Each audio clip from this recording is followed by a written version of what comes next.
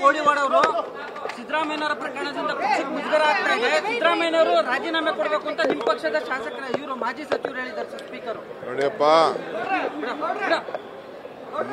ನಾನು ಕರ್ನಾಟಕ ರಾಜ್ಯದ ಕಾಂಗ್ರೆಸ್ ಪಕ್ಷದ ಅಧ್ಯಕ್ಷ ತಾನೇ. ನಾನು ಅದಕ್ಕೆ ತಾನೇ ನೀವು ಬಂದು ಮೈಕ್ ಹಿಡಿತಾ ಇರೋದು.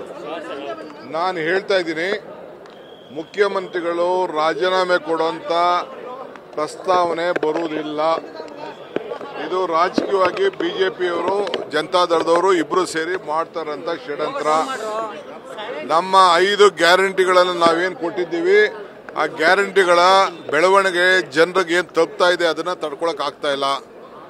ಮುಖ್ಯಮಂತ್ರಿಗಳು ಒಬ್ಬ ಲಾರ್ಜರ್ ಸ್ಟೇಟ್ ಮುಖ್ಯಮಂತ್ರಿಗಳು ಕಾಂಗ್ರೆಸ್ ಪಾರ್ಟಿಯಿಂದ ಇದ್ದಾರೆ. ಅದನ್ನ ಅವ್ರ ಕೈಲಿ ತಡ್ಕೊಳಕ್ ಆಗ್ತಾ ಇಲ್ಲ. ರಾಜೀನಾಮೆ ಕೊಡೋದು ಪ್ರಶ್ನೆ ಇಲ್ಲ. ಇಡೀ ಪಕ್ಷ ದೆಹಲಿಯಿಂದ ಹಳ್ಳಿವರೆಗೂ ಅವ್ರ ಜೊತೆ ಇದೆ. ಮತ್ತೆ ಅದನ್ನು ನಾನು ಪುನರುಚ್ಚರಿಸಿ ಹೇಳ್ತೀನಿ, ಇದು ನಾನು ಪಕ್ಷದ ಅಧ್ಯಕ್ಷನಾಗಿ ಹೇಳ್ತಾ ಇದ್ದೀನಿ.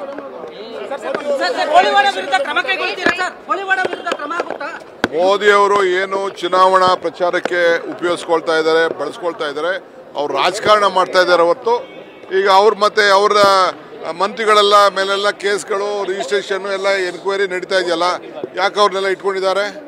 ಫಸ್ಟ್ ಅವ್ರನ್ನೆಲ್ಲ ಡ್ರಾಪ್ ಮಾಡ್ಬಿಟ್ಟು ಆಮೇಲೆ ಮಾತಾಡೋಣ.